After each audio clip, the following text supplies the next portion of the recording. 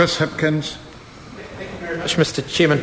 Just briefly to respond to the comments of the Minister made regarding the partners of diplomats. I thank him for that explanation, and I appreciate that it's obviously an issue that's far more complicated than something that can be dealt with in this bill, but I do hope that it's an issue that won't fall through the cracks, because I think in the case of partners of diplomats, they are leaving New Zealand, for the good of New Zealand, to be part of representing New Zealand overseas.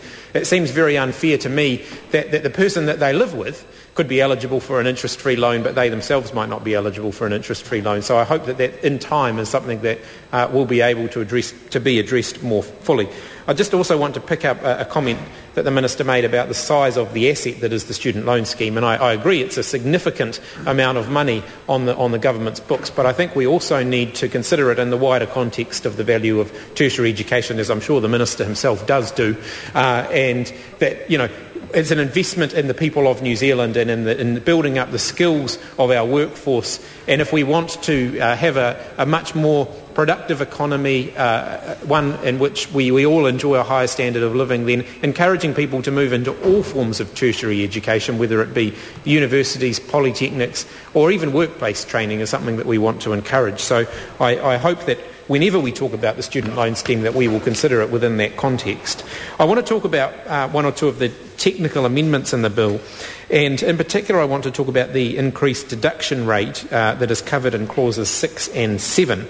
Now, in effect, these changes will allow the amount deducted from a borrower's salary and wages to be increased from 10 cents in the dollar up to 15 cents in the dollar, and that the amendment is aimed at borrowers who have failed to have the correct deductions made and have other overdue amounts. So I think this is a change that we support. I do want to take issue, however, I want to talk a little bit about the way in which the threshold at which somebody has to make those deductions is established.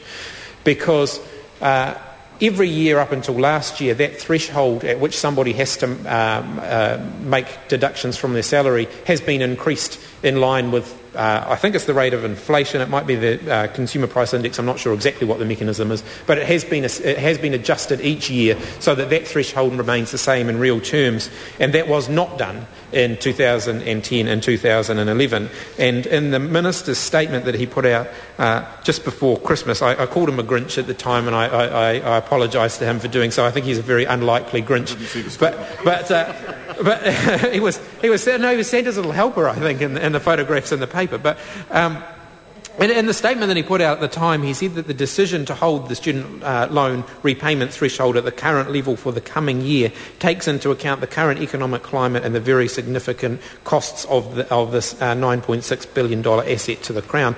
And I think we need to be clear about that although this is a fairly small amount of money that we're talking about, it's the principle behind it that I think is the really important one, and that we're asking, therefore, the borrowers of student loans to shoulder an extra share of the effects of the tougher economic climate.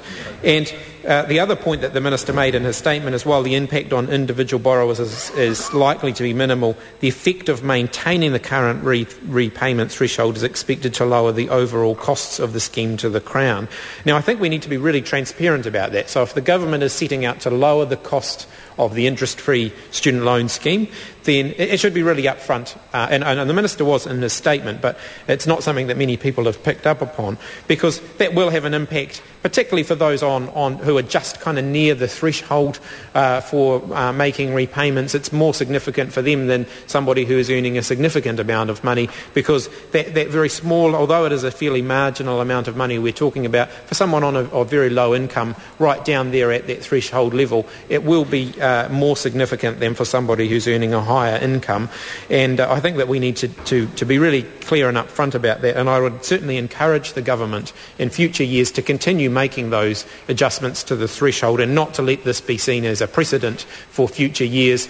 I can accept that it was probably a one-off for last year, but we would like to see that issue addressed in future years, and I hope that when it is addressed this year, that there will be some retrospective nature of that to catch up with the fact that that threshold was not adjusted last year as well. I want to come then to the interest-free loans for borrowers returning to New Zealand, which is clause 16, and the new section 38AM. Mr. Chairman. Grant Roberts.